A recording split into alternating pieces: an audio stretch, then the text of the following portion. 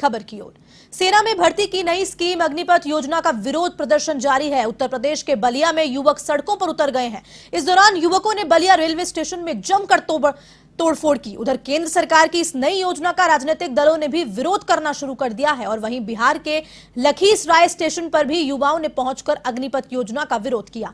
युवाओं ने स्टेशन पर विक्रमशिला एक्सप्रेस को रोक दिया। इसके बाद उन्होंने ट्रेन में जमकर तोड़फोड़ की और एसी बोगी में आग लगा दी। साथ ही रेलवे स्टेशन पर भी तोड़फोड़ कर जमकर बवाल काटा। उन्होंने यह भी कहा कि केंद्र सरकार इस योजना को वापस ले ले। वहीं गोपालगंज रेलवे स्टेशन पर भी उपद्रवियों ने ट्रेन में आग लगा दी। दूसरी ओर सेना में भर्ती की नई स्कीम अग्निपथ योजना को लेकर बिहार सरकार में मुख्य घटक दल बीजेपी और जनता दल यूनाइटेड एक दूसरे के आमने सामने आ गए हैं। जनता दल यूनाइटेड के राष्ट्रीय अध्यक्ष राजीव रंजन सिंह ने सेंट्रल गवर्नमेंट से मांग उठाई है कि वे अग्निपथ योजनाओं पर पुनर्विचार करें। वहीं दूसरी तरफ बीजेपी राज्यसभा सांसद और बिहार के पूर्व उप मुख्यमंत्री सुशील मोदी ने नीतीश कुमार सरकार से मांग की है कि वे अग्निवीरों को बिहार पुलिस में भर्ती में प्राथमिकता देने की घोषणा करें। आपको बता दें कि अग्निपथ योजना के खिलाफ देश भर में हिंसक प्रदर्शन जारी है।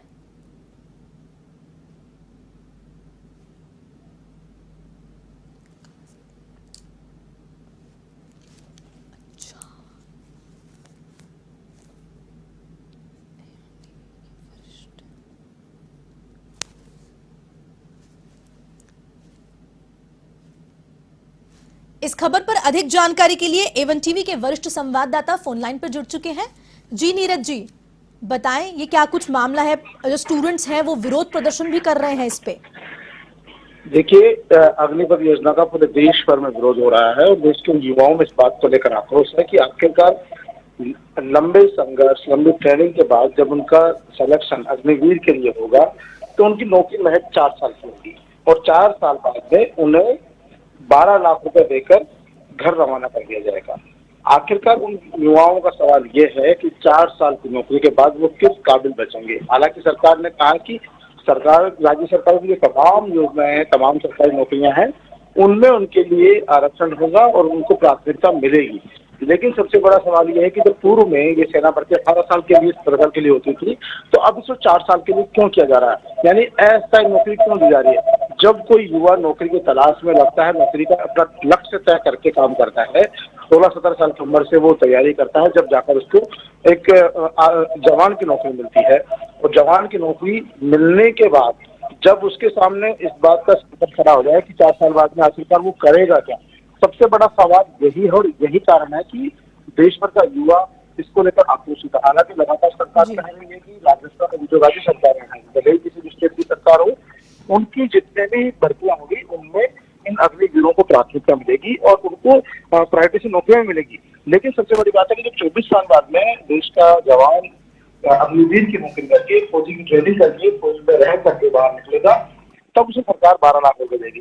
क्या 12 लाख रुपए में एक 24 साल के जवान का पूरा जीवन यापन हो सकता है? क्या 24 साल बाद में उसे किसी महकमे में नौकरी मिलेगी, ये जरूर हो सकता है?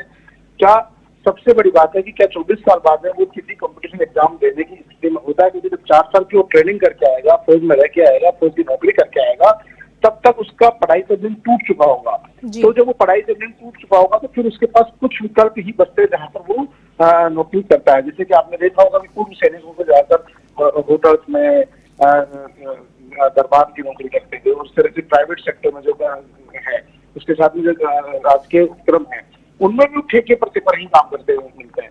ऐसी स्थिति में जब 24 साल का जवान जो 4 साल नौकरी करके फौज में रहकर फौजी रहकर वो बाहर आएगा तो उसके सामने संकट ये होगा कि आखिरकार वो फिर एक बार नए सिरे से रोजगार के लिए संघर्ष करेगा। और यही विषय है कि तमाम जगह जो युवा है वो चाहते हैं कि सरकार इस पर पुनर्विचार करे और पूर्व की भांति ही, जैसे पूर्व में 18 साल के तक की नौकरी मिलती थी, वैसे उनको पेंशन स्कीम दी जाए, वैसे उनको नौकरी दी जाए, ताकि जो युवा सेना भर्ती की तैयारी करता है, मन में सपने सजोता है देशभक्ति के लिए, वो उनके सपने नहीं टूटे। उनको 4 साल का जो अस्थायी काम है वो सेना में वो नहीं दिया जाए। काम आप चाहेंगे कि आपका देश का जवान जो सेना है, सेना में जवान रहा है, जो देश की रक्षा के लिए संकल्पित है, वो 24 साल के बाद में सड़क पर रोजगार के लिए संघर्ष करता हुआ नजर आए, आपकी पुलिस से उलझता नजर आए, आपकी व्यवस्था से टकराता नजर आए, या फिर 24 साल बाद में जब उसकी शादी हो चुकी होगी, जब वो बाहर आएगा, तब फिर उसको नए सिरे से वापस जीरो से शुरुआत करनी पड़ेगी।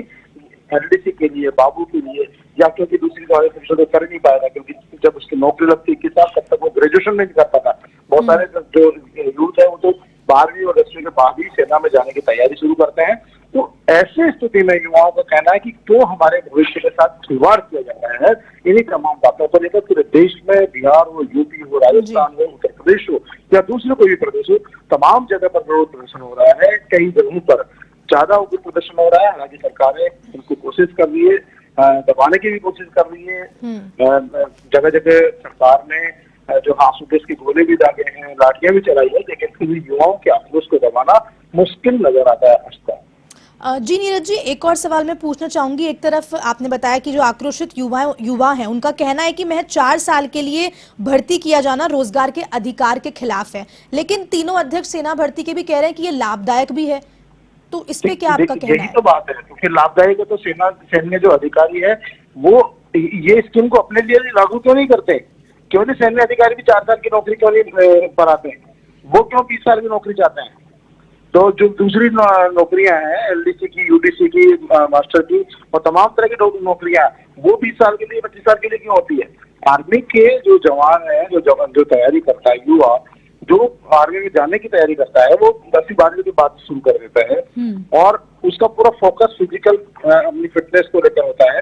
तो आर्मी में कैसे भर्ती हो, तमाम मापदंड पूरे करता है, उसके बाद वो सेना में भर्ती होता है। और जब भर्ती कोई होता है तो आदमी अल्प समय के लिए नहीं होना चाहता कि 4 साल में नौकरी फौजी की कर लूं और 4 साल बाद में फिर मैं जीरो से शुरू हो जाऊं, सुनने से शुरू हो जाऊं और फिर शुरुआत करूं। यही कारण है, युवा यही तो कह रहा है कि आपका सांसद एक बार सांसद बनता है, कोई विधायक बनता है 5 साल के लिए और उसके पूरी जिंदगी भर उसको पेंशन मिलती है। जब आपने फौजी बना दिया, आर्मी में भर्ती कर दिया, या तो उसको 18 साल की नौकरी दो ताकि वो जब 18 साल बाद में फौज से रिटायर हो तो उसे पेंशन मिले और वो अपने परिवार का लालन पालन कर सके, कहीं न कहीं उसको एक्स आर्मी के तौर पर छोटा मोटा काम मिल सके। लेकिन जब 24 साल की उम्र में आपको घर भेज दोगे तो आखिरकार वो क्या करेगा? उसके सामने पूरा जिंदगी पड़ी है, पूरी लाइफ पड़ी है, उसका पूरा भविष्य अंधकार में हो जाएगा। युवाओं में यही चिंता है और यही कारण है जो आर्मी के जो अफसरान है, आर्मी के जो अधिकारी है, आर्मी गृह मंत्री है, तमाम तरह के जो लोग राजनेता भी ये बात कह रहे हैं कि 24 साल बाद में उनका भविष्य उज्जवल होगा। तो क्यों नहीं आखिरकार 4 साल की जो स्कीम्स है उनमें भी इस तरह के ऐसा ही किया जाए? तो ये एक बड़ा सवाल है। समझाना बड़ा, बात करना बड़ा आसान है, लेकिन आप खुद सोचिए कि जब एक युवा जो 18-17 साल की उम्र में तैयारी करता है और 24 साल में उसको रिटायर करके घर भेज दिया जाएगा तो आखिरकार वो करेगा क्या? उसके माँ बाप क्या सोचेंगे? क्या 12 लाख रुपए की जो राशि दी जाएगी सरकार की तरफ से, क्या 12 लाख की राशि में एक युवा पूरी जिंदगी काट सकता है? क्या 24 साल बाद में उसको कोई दूसरी नौकरी मिल जाएगी? क्या 24 साल बाद में उसकी जो 4 साल पहले स्थिति थी किसी एग्जाम की तैयारी करने की, वो स्थिति रहेगी? तो ये तमाम बातें हैं जिनको सोचना पड़ेगा। सरकार को पुनर्विचार करना चाहिए। और जिस तरह का विरोध आपको देखने को मिल रहा है, हालांकि सरकार ने 2 साल की आयु बढ़ा दी है, लेकिन वो सिर्फ इसी साल के लिए बढ़ाई है क्योंकि कोरोना काल के चलते बहुत सारे युवाओं ने भर्ती परीक्षा दी थी, उनका फिजिकल भी हो चुका, मेडिकल भी हो चुका, लेकिन अपॉइंटमेंट नहीं मिला, उनकी आयु अधिक हो चुकी है। ऐसे में सरकार ने इस प्रदर्शन को देखते हुए 2 साल की आयु में छूट तो दी है, लेकिन युवाओं का कहना है कि हमें ऐसा ही नौकरी नहीं चाहिए, हमें सैनिक बनना है तो पूर्णकालिक बनना, अल्पकालिक सैनिक नहीं बनना है। यही कारण है कि पूरे देश भर में सरकार की बात जो कही जा रही है, सरकार की तरफ से पूरी कोशिश की जा रही है कि युवाओं तक ये बात पहुंचाई जाए कि ये नौकरी आपकी सुरक्षित है, आपको भविष्य में भी नौकरियां मिलेगी, लेकिन ये बातें अलग है। वास्तव में धरातल में आप देखते हैं पूर्व सैनिकों को कितनी नौकरियां मिल पाती है, किन किन महकमों में नौकरियां मिल पाती है, और कई बार जो बहुत सारे अपराध की दुनिया में भी कई बार पूर्व सैनिकों के नाम क्यों आते हैं? इसीलिए आते हैं क्योंकि उनको जब काम नहीं मिलता तो कहीं न कहीं फिर अपने बच्चों का पेट पालन के लिए दूसरे रास्ते भी अख्तियार करने पड़ते हैं। युवाओं का ये कहना है जब 24 साल की उम्र में आप घर भेज दोगे तो फिर जो फौजी है जिसने देश के सुरक्षा का संकल्प लिया है वो दूसरे रास्तों पे भी जाने को मजबूर होगा। इसीलिए ये विरोध हो रहा है।